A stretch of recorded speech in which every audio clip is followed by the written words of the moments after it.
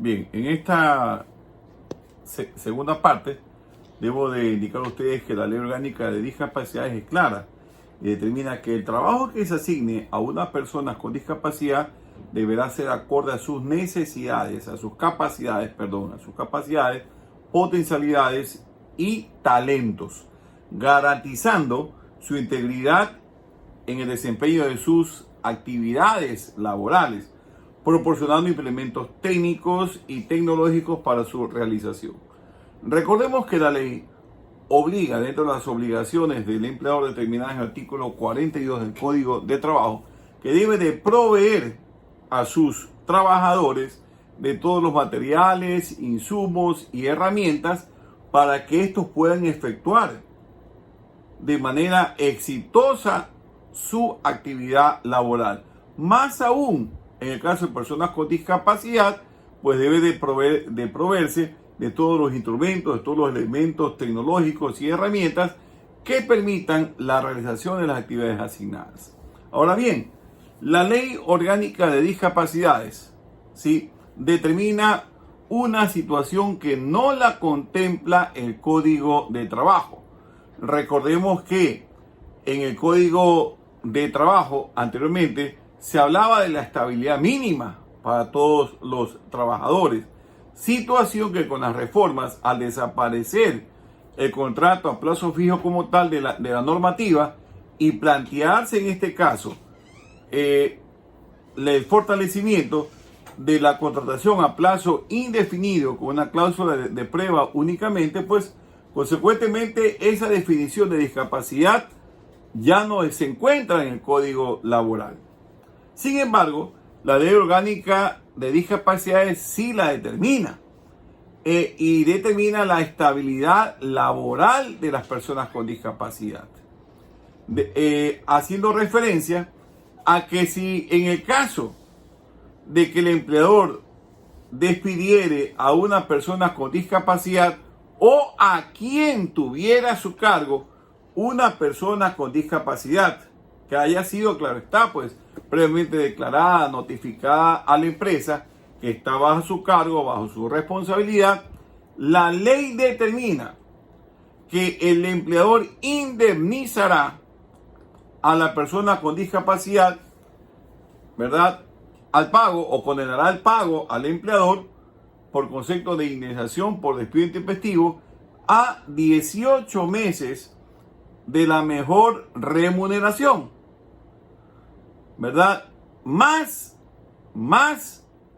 la indemnización que les correspondiere conforme a la ley.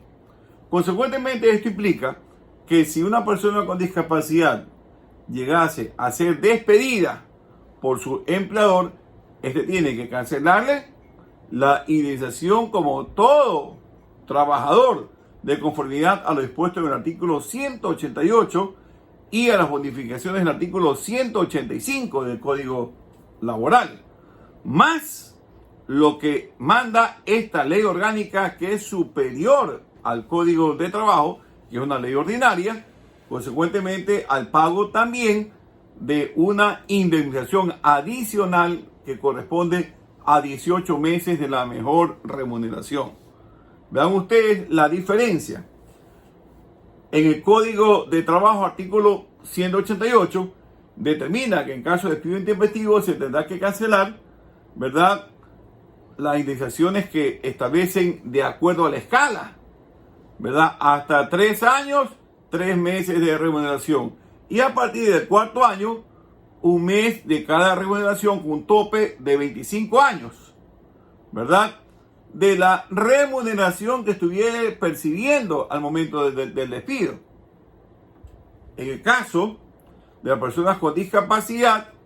sí, para evitar que sea perjudicada, porque muchas veces a los trabajadores, sí, que reciben una remuneración con componentes de comisiones, con componentes de bonificaciones que vienen siendo recibidas de manera normal y permanente, ¿verdad? Muchas veces los últimos meses no las perciben y consecuentemente son despedidos y se les paga con esa última.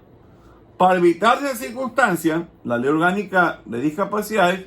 determina que dicha indemnización dispuesta, ¿verdad?, en el artículo 51 deberá ser con la mejor remuneración percibida por el trabajador. Los 18 meses de indemnización. Es decir, que si un trabajador con discapacidad gana $500, ¿sí?, y tiene 5 años en la empresa y es despedido, y una persona con discapacidad, de acuerdo al Código de Trabajo, artículo 188, percibiría $2.500, más 18 meses de remuneración, que estamos hablando de $9.000. Es decir, esa persona recibiría $11.500 por indemnización de despido intempestivo, más la bonificación que establece el artículo 185 del Código Laboral, que es en este caso el 25% de la última remuneración por los años completos trabajados. Debo de indicar de igual forma, ¿verdad?, que la ley como tal también reconoce a la mujer embarazada, que en este caso, luego del parto respectivo,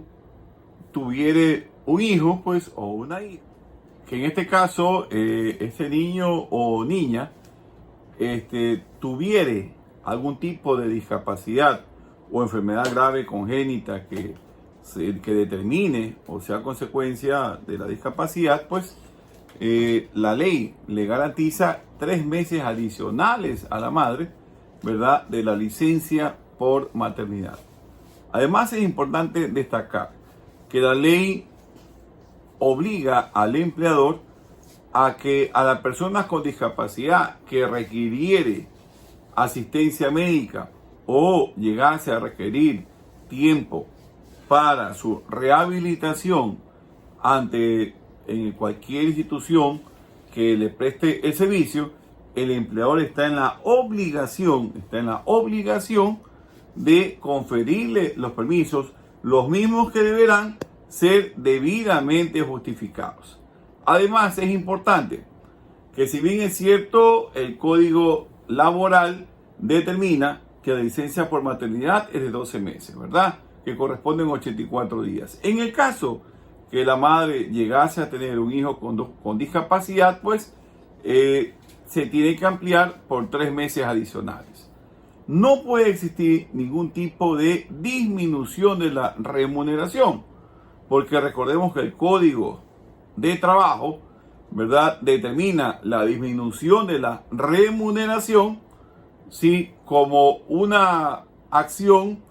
como un agravante, como una circunstancia, como una causal por la cual el trabajador puede efectuar o iniciar el trámite de solicitud de visto bueno ante el inspector de trabajo por esa causal determinada en el artículo 173 del Código de Trabajo. Bien, estimados estudiantes, hasta aquí esta segunda entrega. Remitiré los temas que tienen que desarrollar para ser presentados dentro de la presente cátedra.